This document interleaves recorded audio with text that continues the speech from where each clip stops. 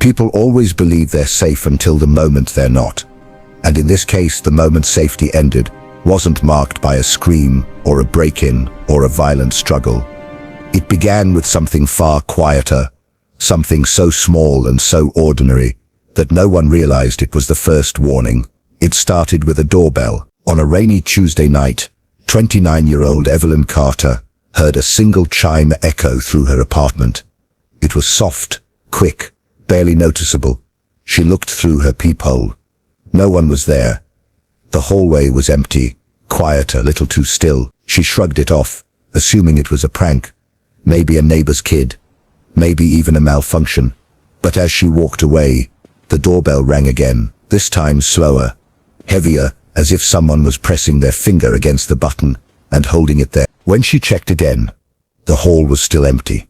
Evelyn didn't know it then, but in that moment, the person who would soon change her life forever was standing just out of sight, watching her, studying her, learning her reactions.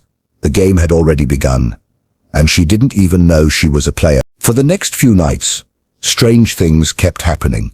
She'd hear soft knocks on the wall behind her bed, always between 2 and 3 a.m. She woke up one morning to find her living room window slightly open, even though she had locked it. At first, she thought she was being paranoid, maybe stressed from work, maybe just forgetting to close things properly. But the feeling in her chest, that heavy, sinking feeling, told her otherwise. Her best friend told her to get extra locks installed, maybe set up a small camera. Evelyn agreed, but before she could fix anything, something far more chilling happened. On the 5th night, she received a text from an unknown number. "I like your blue sweater." She froze.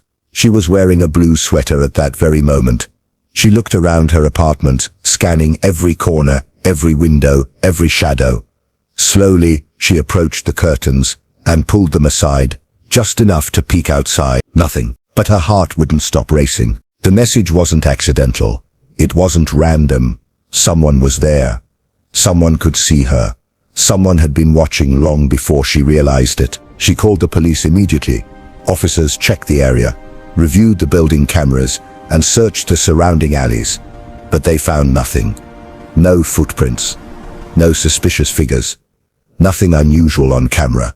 Whoever was stalking her knew exactly how to avoid being seen, and that scared detectives more than they admitted. 3 days later, the real nightmare began. Evelyn didn't show up for work. She didn't answer messages. She didn't return calls.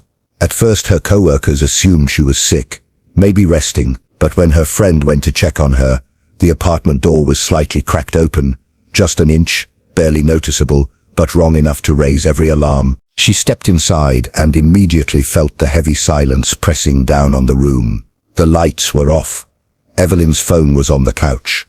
Her keys were on the table. Nothing was broken, nothing was disturbed. It looked like she had stepped out for just a moment and never returned, except for one thing. On the kitchen counter lay a single object, a flash drive. Detectives arrived within minutes. They examined the apartment thoroughly, but the flash drive was the only clue left behind. No note, no fingerprints, no forced entry. Just that small black device waiting to be opened. The footage on it stunned everyone. The video showed a dimly lit room, concrete walls, a single chair placed in the center. The camera was positioned low, almost on the ground, pointing upward toward the chair. There was no sound, no breathing, no movement. For the first 30 seconds, the screen looked completely empty. Then the light flickered. A figure stepped into frame. At first, detectives thought it was Evelyn. The figure had her height, her build, her hair.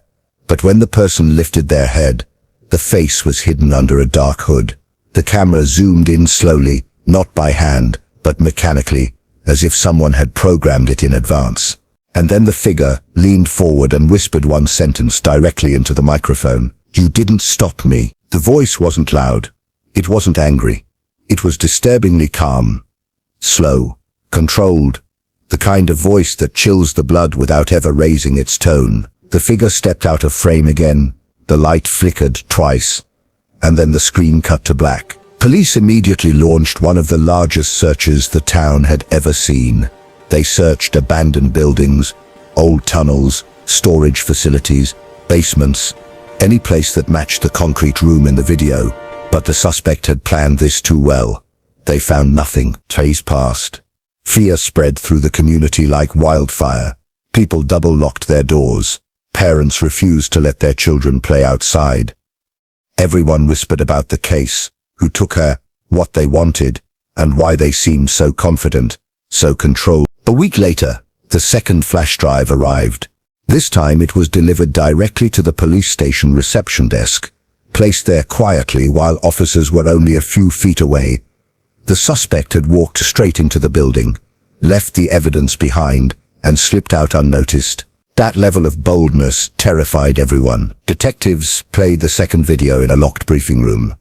The moment it started, the temperature in the room seemed to drop. The footage showed the same concrete room. But this time, Evelyn was there. She was sitting in the chair, her hands tied in front of her, her breathing fast and uneven. Her eyes were wide with fear, darting around the room as if she could sense someone behind the camera.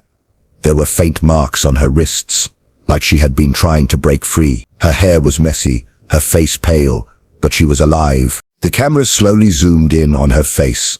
She didn't speak. She didn't scream. She didn't even blink. Then something moved in the corner behind her. Just a shadow, but big enough to make every detective lean forward in terror.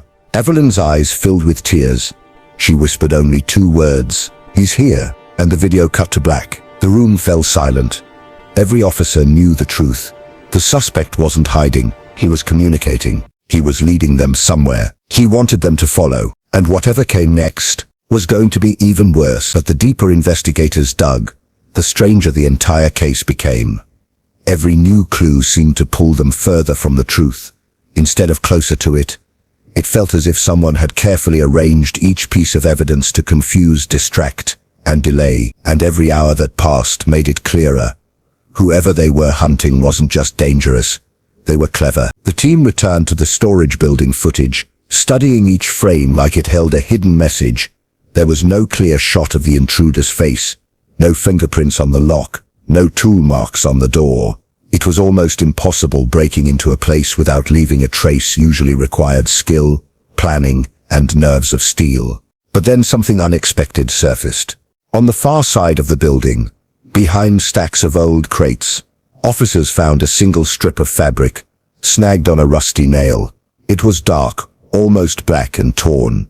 It looked like it belonged to a heavy jacket, the kind someone would wear if they didn't want to be recognized. But the strange part wasn't the fabric itself. It was the smell. It had a faint chemical scent. Something like gasoline. Something like a plan that never got completed. Investigators realized the person watching the building might not have been there just to spy.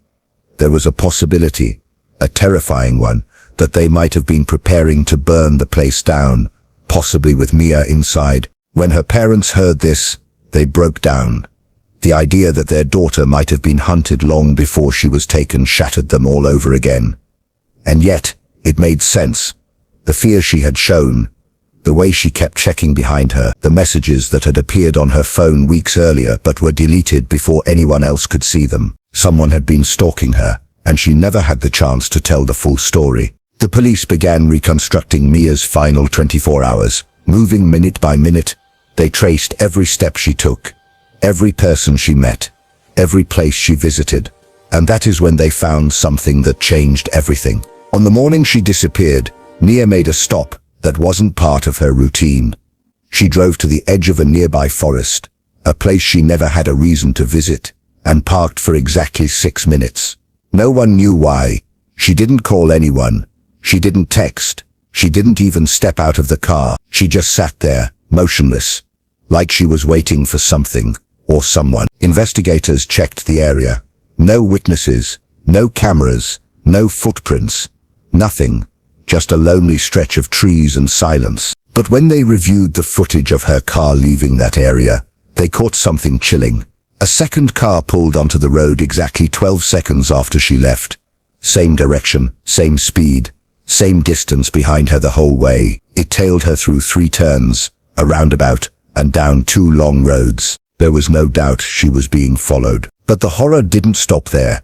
The license plate on that car belonged to a vehicle, reported stolen 2 weeks earlier, and inside that stolen vehicle, which was later found abandoned, officers discovered something that made the room go silent. A map with Mia's workplace circled in red, her home circled in blue, and a third location marked with an X, the exact stretch of forest where she had parked. This wasn't random. This wasn't a sudden kidnapping. This was a calculated, organized plan designed days, maybe even weeks before it happened. But even with this terrifying discovery, the person behind it was still missing. That's when investigators decided to do something they rarely attempted in cases like this. They chose to recreate Mia's last known movements using an undercover officer. Same car model, same route, same time of day.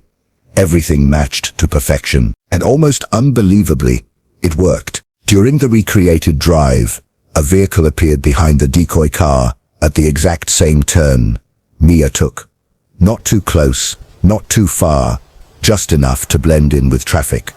The officer continued driving, and the car stayed behind, mimicking the route exactly. The team monitoring the operation felt their hearts racing. Was this the same person returning to the scene, or someone connected? They needed to keep the decoy safe, but they also couldn't lose whoever was tailing them. The undercover car pulled into a gas station, and so did the follower. It parked 2 pumps away, engine running, driver hidden behind tinted glass. Officers approached carefully, surrounding the vehicle, without alerting the suspect. When they finally moved in, weapons drawn, giving clear commands, the driver didn't run, didn't argue, didn't even look surprised. They simply raised their hands slowly, almost calmly. But when the door opened, the entire operation froze. It wasn't who they expected. It wasn't the stalker. It wasn't the suspect. It was a teenager. Shaking, terrified, explaining through tears that he had been paid to follow the car. He didn't know why. He had never seen the person who hired him. All he had received was a note with instructions and cash in an envelope. Whoever planned this crime had gone even further than investigators imagined. They used decoys. They used distractions. They made sure no one could track their real movements. The teenage boy gave one important clue though, the drop-off location where he collected the envelope. A remote parking area behind a closed-down diner.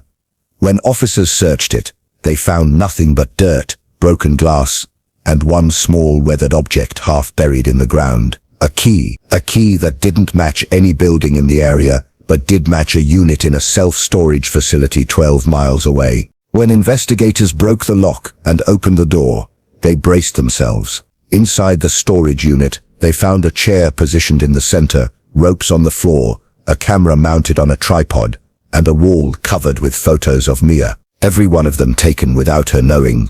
Every one of them labeled with dates and times. The final photograph, placed right in the middle, was dated the morning she vanished. The place looked abandoned, but it also felt unfinished. Like someone had left in a hurry, planning to return later. But the most shocking part wasn't the photos.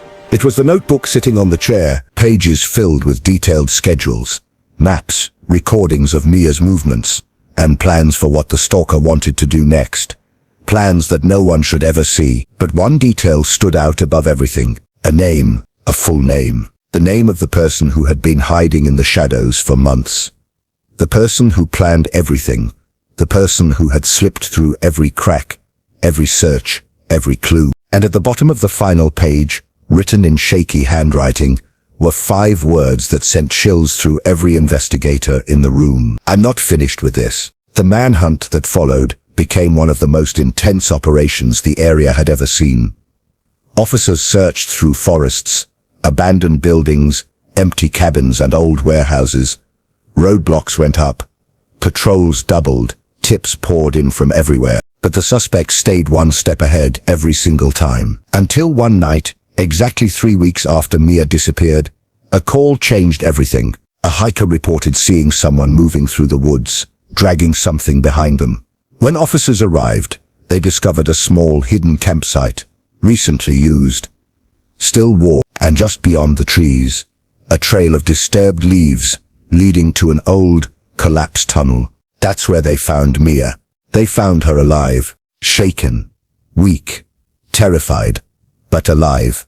Her first words to the officers were simple, but unforgettable. He said he'll come back. Whoever the stalker was, they vanished that night, and were never seen again. And that's why this case remains one of the most terrifying unsolved disappearances ever recorded.